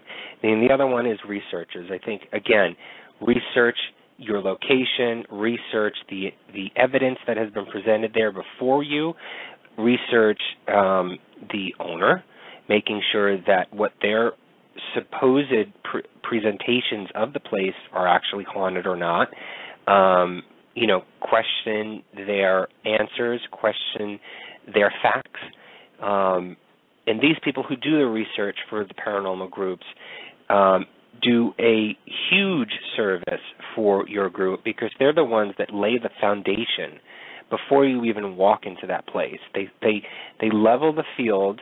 They give you the answers, or they give you the answers as to whether or not certain circumstances or instances are true to fact or false anomalies, false evidence, so that it's not creating a bias for your decisions while you are actually investigating in the location.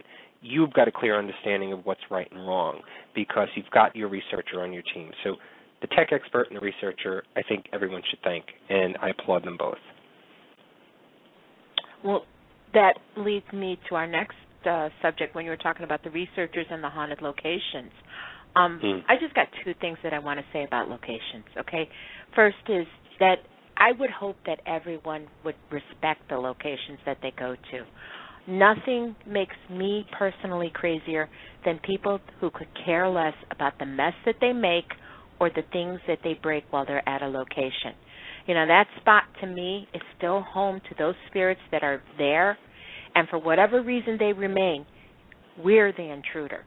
So stop acting like it's your personal garbage can or restroom. The second thing I want to say about locations is to the location owners, please make the cost reasonable. Not everyone can afford to get into these places. And if you're looking to make a big profit, you're going to price yourself out of the business. Very true. I completely agree with you 100% on that. And to add to that, just one thing that I just wanted to include is that if you're going to charge people money and you're going to charge these fees for people to come in and investigate, then please take that money and put it back into the location to maintain, to restore, to maybe bring it back to the period, include period pieces or anything like that. Bring it back to the way it should be or has been in the past when it was, active during the time. I know a lot of owners out there take the money and pocket it and run, and they don't do anything to the location, and then after a year or so, the location is shut down because the city has shut it down for being hazardous. And that only just creates a disservice. They don't put anything to it. They don't put anything back into the location, and then you've got the walls crumbling down, and now that the place has to be demolished.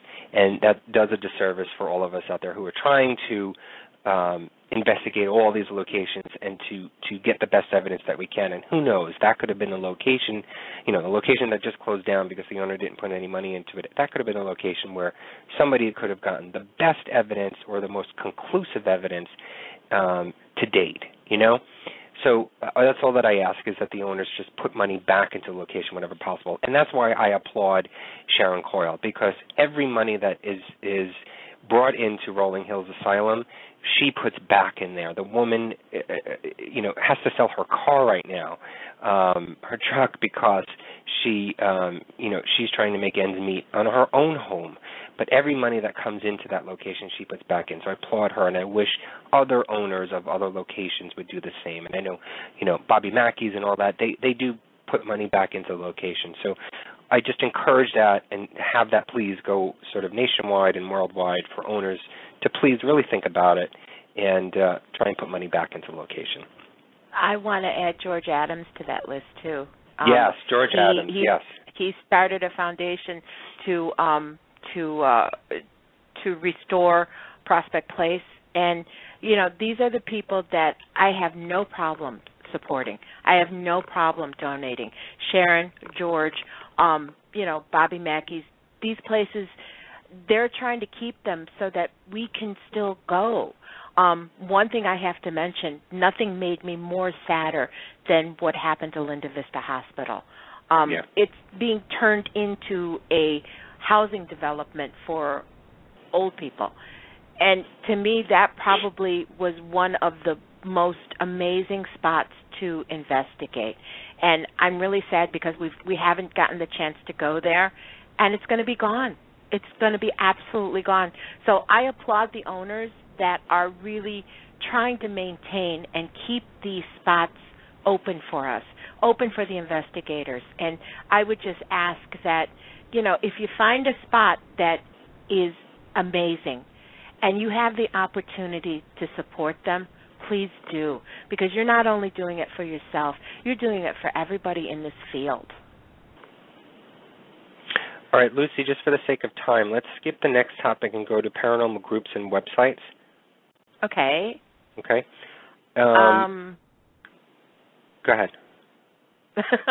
Well, you know what? If you're in a paranormal group, be a paranormal group, okay? The field's not about TRA or how cool your team is. It's supposed to be about the paranormal. And this goes back to what we've been saying about being taken seriously. Don't brag about yourself. We're all in this for the same reasons, and that's to investigate the unknown. Leave the silly stuff out of it, Okay, so you got the hottest-looking team around. What about your evidence? Why are you in this field? Do you want to be on TV? Do you want to be in Playboy? Come on, seriously. If you have a website, please make it user-friendly. Not all of us are able to maneuver on the Internet, Make it simple, but get your message across. And then finally, the last thing on my list about the websites and groups, don't trash other teams. Don't trash other people or sites. Nothing makes us all look bad by talking about somebody else. Anthony, what do you think? I agree. Stop the competitiveness and stop the bad-mouthing. I know it won't stop, but, we should be behind, the sort of bandwagon about paranormal or para-unity is what they're calling it. Just try and be considerate. You may not agree with things that people are posting. Okay, you don't agree with it, move on. I know you hate to see people who are looking at something, the same thing that you're looking at, and they're saying, oh my God, that's the best evidence in the world, and you're looking at it like, are you kidding me? I get it. I feel that way sometimes, but I'm not going to comment. Let them think that way. A lot of people will find out on their own that that's not true evidence or that's not truthful. Or you can actually communicate to them and say, you know what, I kind of disagree. I think it may be this or maybe that. There's a way to communicate with people. I wouldn't just go on their site or on their post and just say, are you kidding me? That's fake. That's nothing. You got nothing. And just the demeanor and the tone of your communication can be changed a little bit. The other thing that I just wanted to mention is this whole thing about GAC family member and TAPS family member, and I see a lot of that going on where they've got the logo from GAC, Ghost Adventures Crew, or from TAPS, which is the Ghost Hunters, and becoming the family members of them. I'm not sure I understand what the whole big deal of that is and why people are linking themselves up with it. There may be a benefit. I'm not sure what it is, whether it's, getting resources or being on a newsletter, but, I can simply do that by just following them. I can find out that information from reading their websites from, the Ghost Adventures Crew or from TAPS themselves. I can find out all of that information. I'm not sure what the whole deal is. And Spirit Realm was mentioning you apply to be a GAC member. Yes, you do apply to be a GAC member. We actually know the person who does it. And, Lucy, they're laughable, right? Mm-hmm. The person, the person who is coordinating this and actually doing it, years ago we knew, and that person was legitimate. They were the manager, the event coordinator for the Ghost Adventures Crew when they would go out and do these public events. The person that's doing it now is a wannabe fan and who is being sort of really selective in what they're doing. It's just ugly. There's no rhyme or reason as to how they're picking. I just don't get it. I can get as much information as any of these people who are these GAC members or these TAPS family members, just by going online and doing my own research, and I'm just not getting it. But people hype it up to be this big thing. Again, that's my opinion. Okay, so Anthony, talking about that, kind of leads me into what I would like to just mention, the paranormal events and conferences. Yeah. Honestly, I've stopped going to paranormal events, and it's not because of the event itself. It's because of some of the people that are there. And I'm going to say it, fan chicks. Oh, my God. It is a wonderful opportunity to meet your idols in the paranormal field.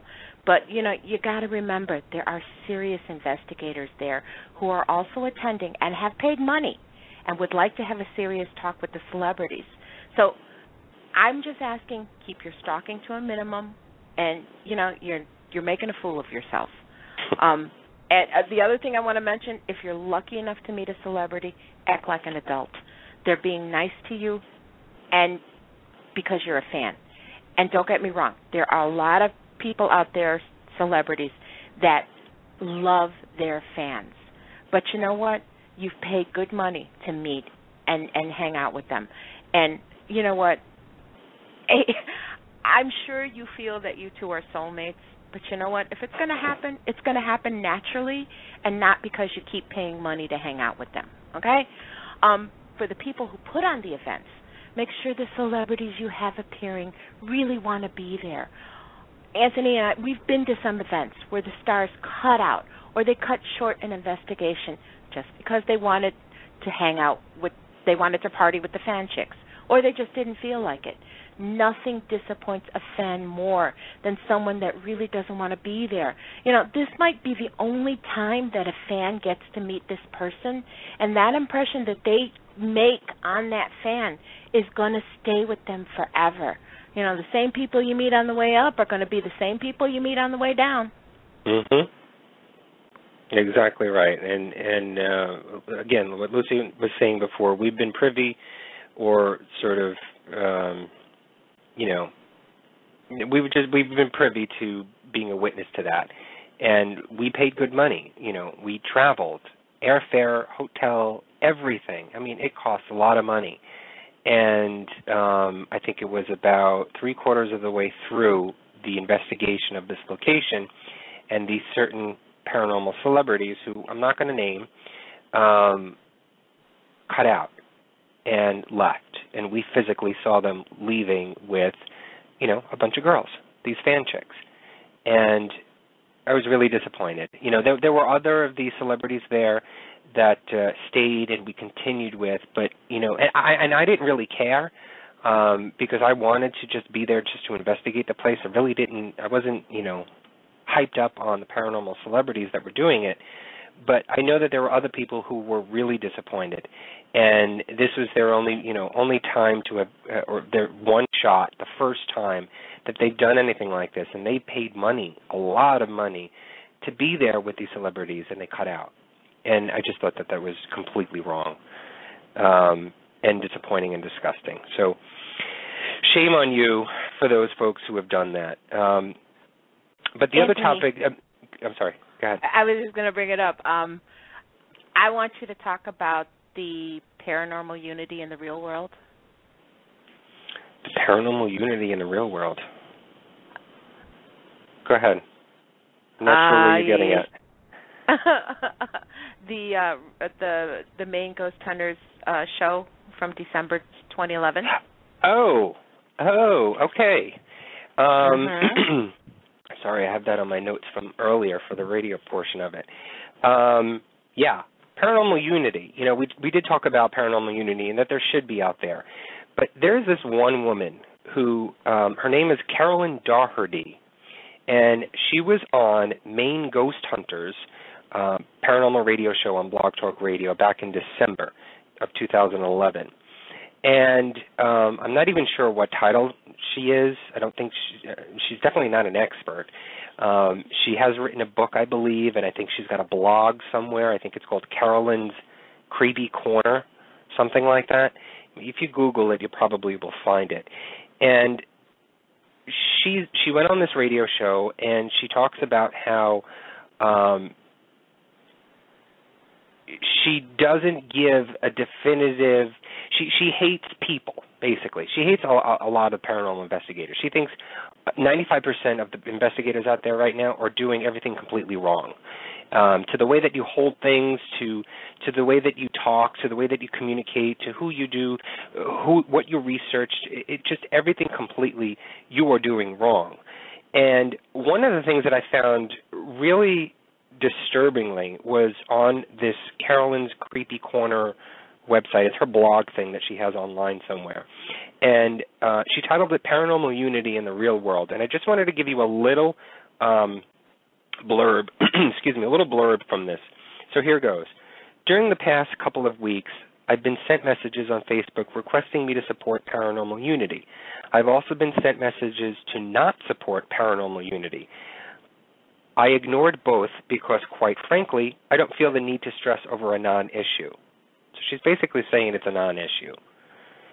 Paranormal unity sounds like a nice idea. So does world peace, but it ain't going to happen.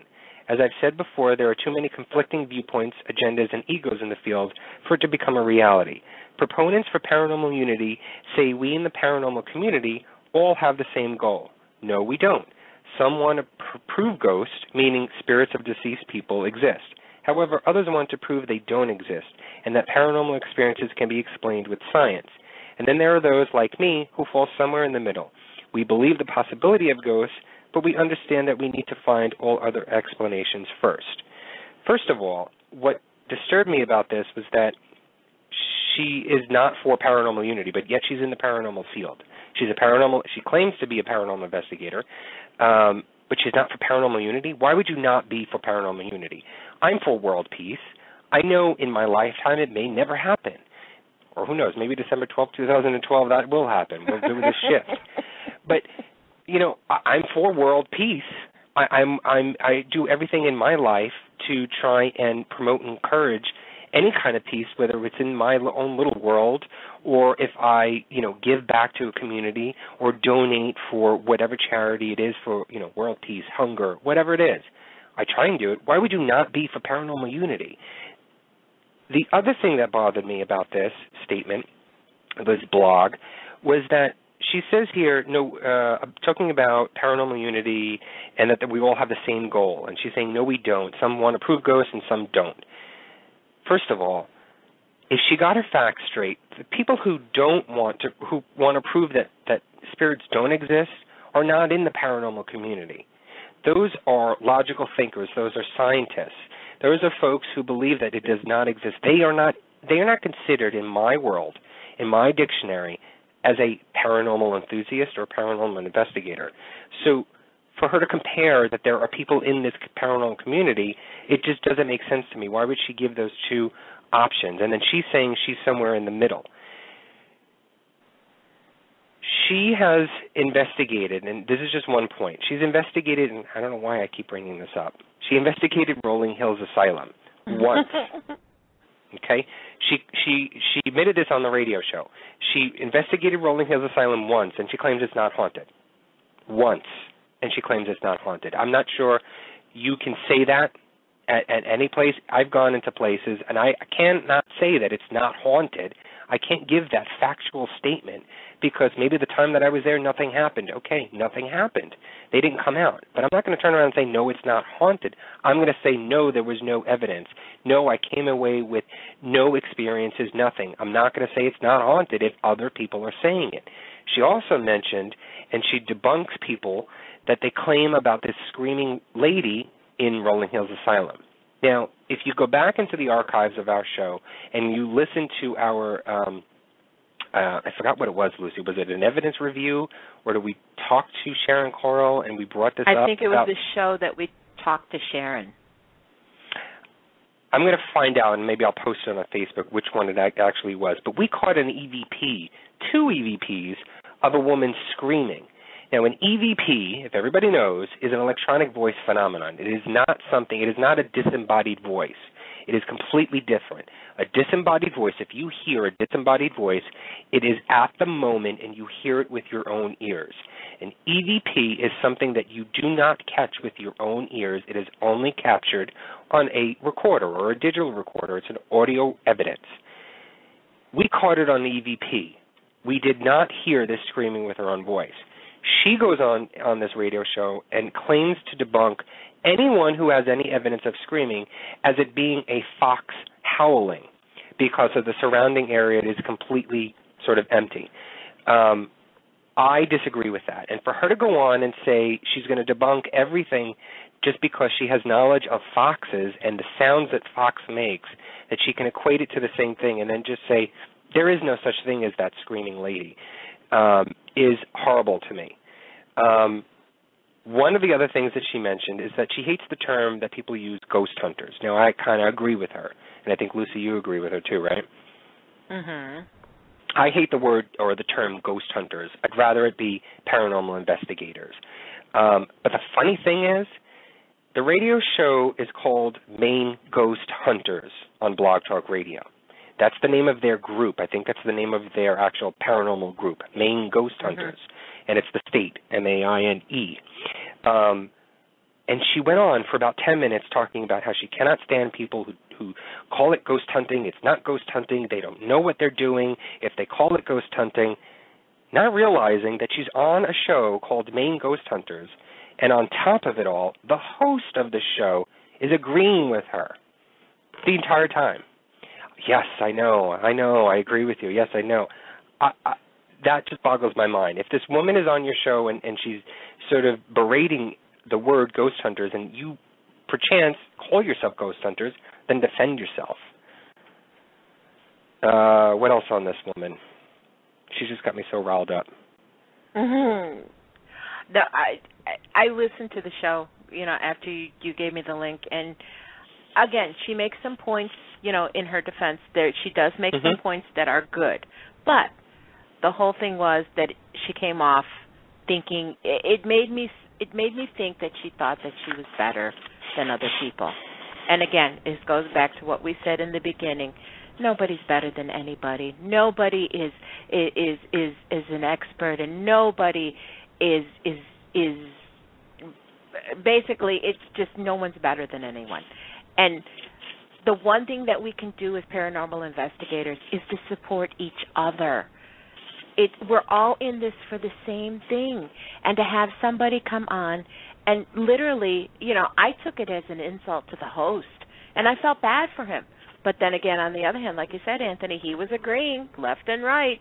And that's the beauty of what we do. When we bring somebody on, if we have a question or if we don't agree, we're going to ask about it, or we're going to at least try to discuss it. It's not the point where you have somebody come on and oh, yeah, that's right, oh, yeah. Part of what we're doing is for everyone. It's not just to give lip service to any person and to stroke their ego. That's not what it's about. It's about learning. We've got about 4 minutes left, Lucy, and we did not even get into paranormal evidence, which is, I think, the biggest topic of all. So I think maybe we may do That's going to have to be a show in itself. There are so many things that people trying to manipulate and invert and change photos to sort of demand your eyes to see what they claim to be seen is ridiculous. If it's not shot and plainly seen on the original photo, it's not evidence to me. I can see magnifying it and all that other stuff, but for you to invert the colors and make it negative and all that other stuff for photo evidence, it is preposterous, and I don't think it should be put up as evidence at all, in my opinion. Quickly, was there anything else that you just wanted to add for paranormal evidence? Because I think we do have to do another show on this. Yeah, we're going to have to do another show. I mean, there's just too much to go. So I want to definitely get in our Fan of the Week. Okay. Okay, and this week, our Paranormal Radio Review Fan of the Week is Joan, and please forgive me, Coney? Joan Coney. Coney of Detroit, Michigan. Joan, she posts on our page. She is always there every week, and we thank you for supporting the show. Just a little quick brief of Joan's likes. She likes Chaka Khan. She likes the purple one himself, Prince. She likes the two-door. She likes the paranormal, and of course she likes Paranormal Review Radio. Okay, Anthony, I think the smoke is cleared, and what a fireworks display this show was. It felt good, don't you think? I want to thank everyone who listened to us. Share your gripes with us. Post them on the page. Send us an email. If you don't agree with us, we're happy to give you a platform. We know investigating the paranormal is important to each and every one of you, and we should be able to speak out when we see something that's just not right. We're not going to stop calling out the ones who make it harder for all of us to be taken seriously, and we hope that you continue to do the same.